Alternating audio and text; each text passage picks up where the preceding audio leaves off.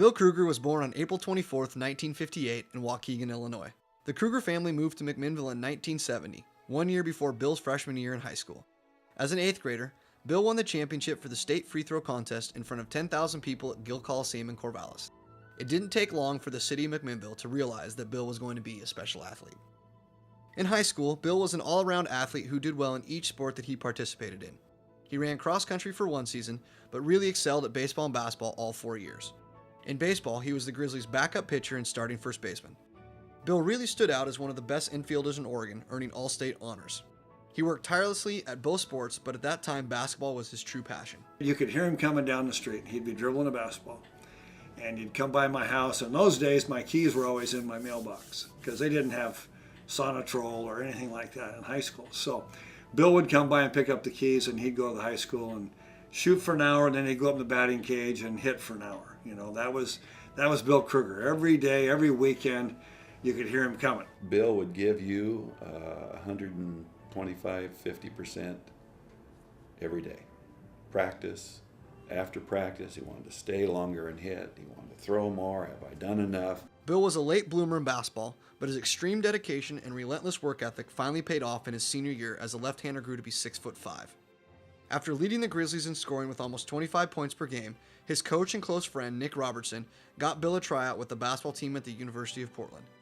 Bill did not disappoint head basketball coach Jack Avina, who offered the guard a scholarship. His dream of playing NCAA Division I basketball had become a reality, and Bill was determined to keep it that way. He devoted himself completely to basketball, deciding not to pursue baseball so that he could improve in skills. Bill was a good all-around role player who did a little bit of everything while playing alongside future NBA players like Rick Ravio and Darwin Cook. His intensity and competitive nature earned Bill a starting spot all 4 seasons with the Pilots and drew him the toughest defensive assignment every night. As a freshman, Bill set the school record for single-season free throw shooting percentage at 87%. The Pilots were a solid team who finished above 500 in Bill's era. Like most college students, Bill spent the summer between his freshman and sophomore years back at home with his family in McMinnville.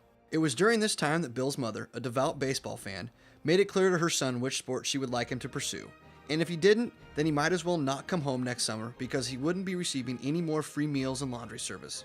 So, after an absence of almost 2 years, Bill not only made the baseball team in 1977, but he earned a starting nod as the Pilots' first baseman. It proved to be a fortuitous return as he batted over 300 for the season while maintaining an incredible 98% fielding percentage on his way to being voted the team's most valuable player. Bill capped off a great sophomore year at the University of Portland by being selected an academic All-American for achieving a 3.7 grade point average. The next 2 years went very well for Bill as he was the captain of the basketball team as both a junior and a senior. In 1980, Bill won the Dr. Tom Fagan Award for dedication to basketball, which was a very fitting way for his collegiate basketball career to end. His success in baseball also continued as a senior, leading the Pilots to a then school record 36-win season. Overall, the baseball team went 71-56-2 during Bill's time at UP, and he still has the 4th most putouts in school history with 869, all achieved in only 3 seasons. At this point, Bill knew that he had a chance to play professional baseball. Although he wasn't drafted that year, he hustled off to 3 tryout camps, eventually signing with Medford, an Oakland A's Class A farm team. However, Bill did not make the team as a first baseman, which everyone would have expected from his UP career fielding percentage of 97.6%.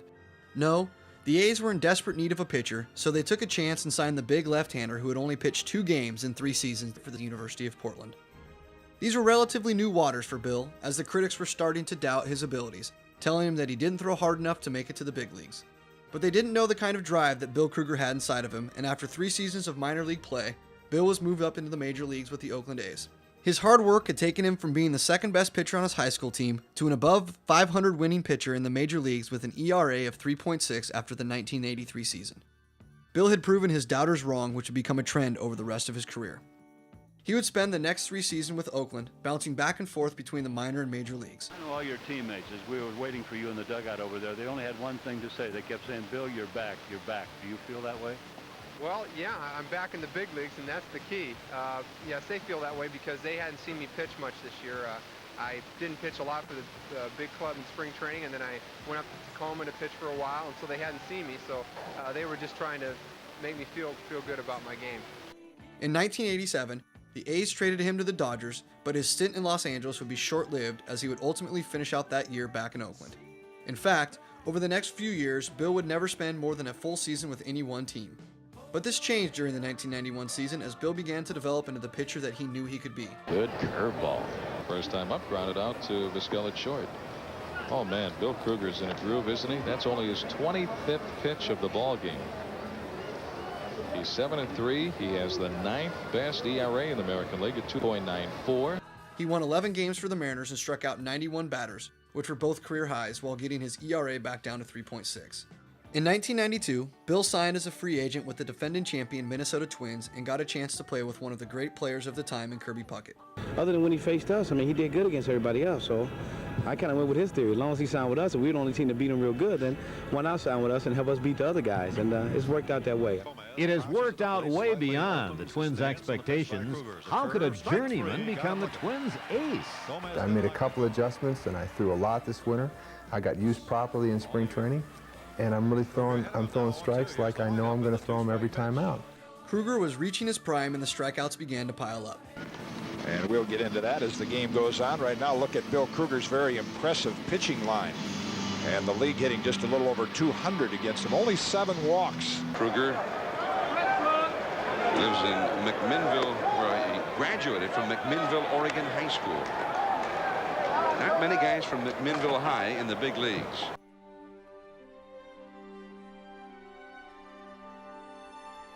That's a great play by Krueger.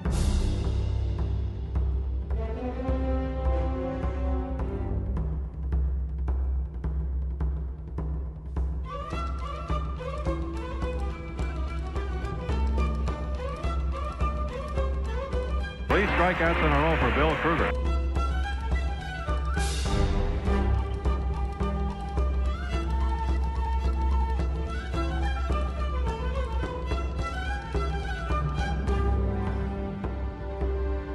Nothing seems to rattle Bill Krueger tonight.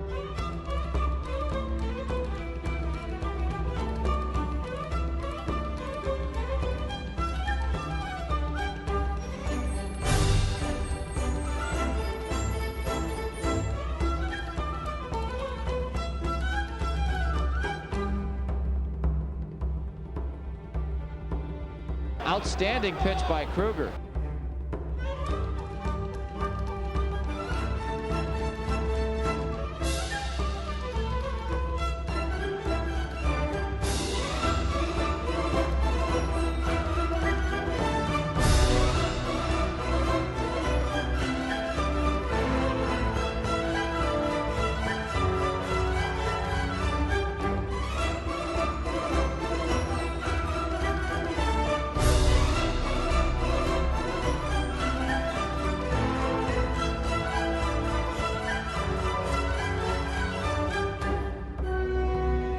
Krueger's not made an error in about 5 years in the major leagues.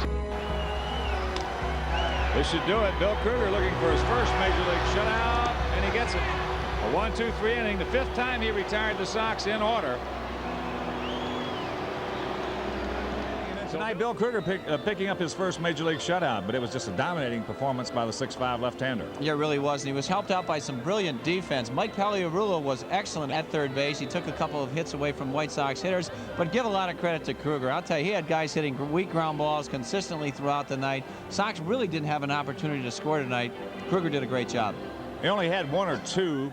One I can think of, 3-2 counts. That was to Lance Johnson when Lance scorched a single right back through the middle. Outside of that, he was 0-1, 1-2 on most Sox hitters. And, of course, when you got 3 pitches and getting them over like he did, then you got a chance you're going to win a ball game. He was doing so well that he achieved a 9-2 record with an ERA of 3, as well as earning his first 2 major league complete game shutouts, all by the All-Star break.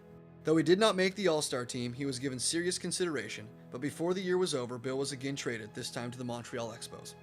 Bill never let the constant travel affect him, as he spent the next 2 seasons with the Detroit Tigers, earning a career-best 3.4 ERA in 1993. Boy, he strikes out Bo Jackson.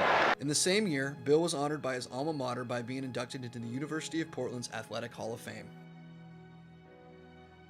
After pitching a couple of seasons with San Diego and Seattle, Bill retired from the game of baseball after the 1995 season with a career ERA of 4.35 and 639 career strikeouts. He has spent the last 16 seasons proving himself to 9 different major league organizations. As his baseball career came to a close, Bill and his wife Jo were presented with an entirely different challenge. This came when doctors diagnosed their 3-year-old daughter with autism. In characteristic fashion, Bill and Joe embraced the opportunity to ensure their daughter's well-being as they resolved to do everything within their power in their struggle against autism. They quickly became two of the biggest contributors to a nonprofit organization called Cure Autism Now, or CAN for short. The Kruegers have helped CAN grow from a kitchen table effort to the largest provider of support for autism research and resources in the country. Since its founding in 1995, CAN has more than tripled the number of scientists working in the field of autism and committed nearly $39 million in research towards identifying the cause, prevention, treatment, and cure. That's the greatest success of my life, is that my daughter's 14, she has full language, she has friends, she plays sports, she gets A's in school, she's happy. She's gonna go to college. She's gonna be independent. In 2000, Bill was hired to be the Mariners baseball analyst for Fox Sports Net, a position he continues to excel in to this day. He provides viewers the kind of insight and analysis that has made him one of the most visible and popular on-air personalities on the FSN team. Bill enjoys staying close to the game as an analyst, as well as using his position as a way to promote CAN and other nonprofit organizations like Athletes Against Autism. And my perspective changed and made me realize what was the fact that I had whatever platform I had, whatever I have, plus what's important. When I walk down the street now, I see people with kids that have developmental problems. I see the handicapped. I see, and it changes the way you think about things in your life.